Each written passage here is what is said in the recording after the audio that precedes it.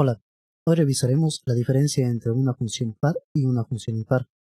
Se dice que una función es par si al sustituir la variable x por menos x, obtenemos de nuevo la función f de x. De esta manera, aquí tenemos f de x. Lo que haremos es sustituir en esta x o esta x por menos x.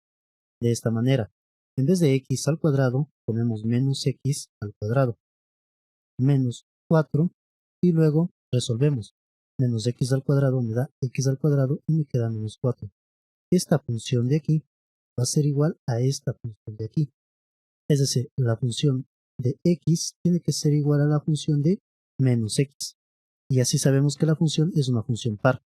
Si ocurre lo contrario, entonces la función es una función impar. Es decir, si la función f de x, al sustituirla por menos x, me da menos la función f de x. De esta manera, esta es la nueva función f de x. Si sustituimos x por menos x, lo que vamos a obtener es que tenemos 3 por menos x al cubo más 4 por menos x, y resolviendo esto vamos a obtener que tenemos aquí menos 3x al cubo. De esta manera, y acá menos 4x. Nótese que esta de aquí, esta función nueva que tenemos, es igual a la función anterior, pero con el signo negativo que afecta a toda la función, y le cambiamos el signo a todos sus términos. De tal manera que si sacamos el signo como factor común, lo tendríamos multiplicando la función f de x. Y así sabemos que una función es impar. Pero, ¿qué ocurre si no pasa ninguna de estas dos cosas? Por ejemplo, tenemos la función x al cubo menos x al cuadrado menos 5x más 2. Reemplazamos por menos x y lo que tenemos es menos x elevamos al cubo menos x al cuadrado menos x multiplicado por 5 y más 2. Si resolvemos esta menos x al cubo, me quedaría como menos x al cubo. Aquí me quedaría como x al cuadrado, pero aquí quedaría el signo negativo. Y acá con más 5x más 2. Observamos que esta no es igual a la función original. Por lo tanto, no es una función par. Sin embargo, tampoco es igual a multiplicar esta función por menos. Si multiplicamos toda esta función por menos, debería quedarnos menos x al cubo más x al cuadrado más 5x y menos 2. Y observamos que no es igual, porque tenemos menos x al cubo que corresponde. Pero aquí tenemos un menos x al cuadrado y acá deberíamos tener un más x al cuadrado para que sea una función impar, para cumplir con este criterio. Al no cumplir con ninguno de los dos criterios, entonces esta función no es una función par y tampoco es una función impar. Veamos ahora qué son funciones creciente y decreciente. Una función es creciente en un intervalo y si para cualquier x1, x2 que pertenece a ese intervalo tenemos que la función de x1 es menor a la función de x2. En otras palabras, x1 será menor a x2. Y una función es decreciente si para cualquier valor x1, x2 que pertenece al intervalo y f de x1 es mayor a f de x2, en donde x1 será menor a x2. Entonces veamos estas dos funciones de acá. Esta función es creciente o decreciente.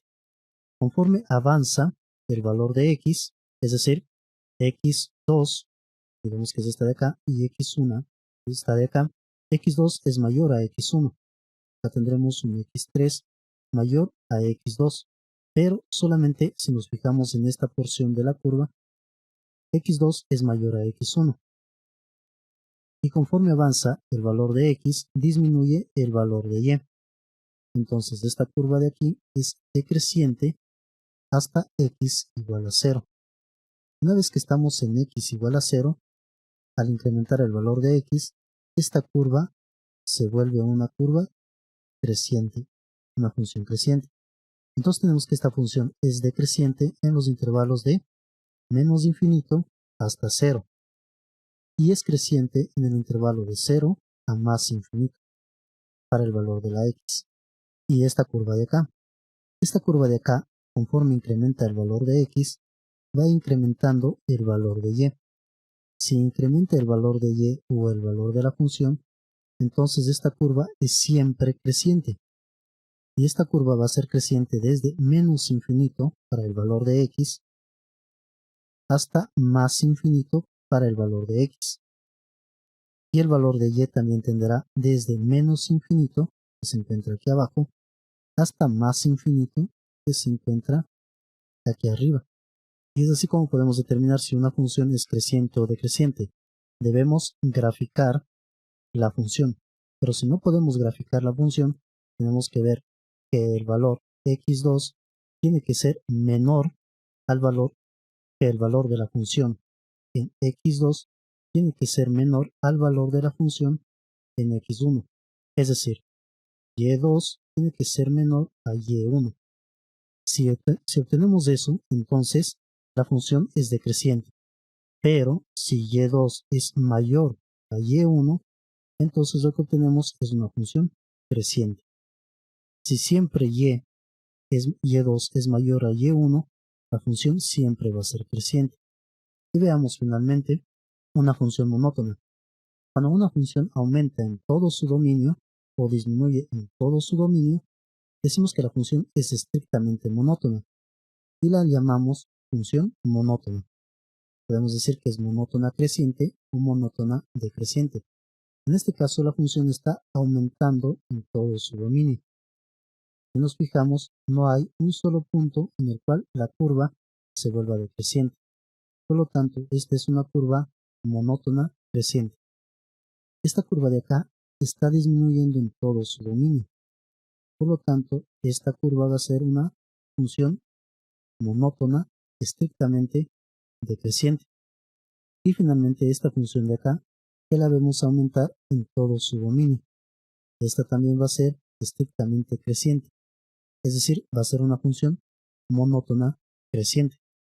Veamos si la curva anterior es monótona o no. Aquí tenemos una curva que es monótona creciente porque aumenta en todo su dominio. Pero aquí tenemos una curva que es decreciente desde menos infinito en x hasta 0 y creciente desde 0 hasta más infinito. Entonces esta curva no tiene monotonía, no es monótona. Sin embargo, en el intervalo de menos infinito a 0 es monótona decreciente o decreciente y en el intervalo de 0 a más infinito es creciente. Pero en toda la curva no tiene una monotonía decreciente o creciente.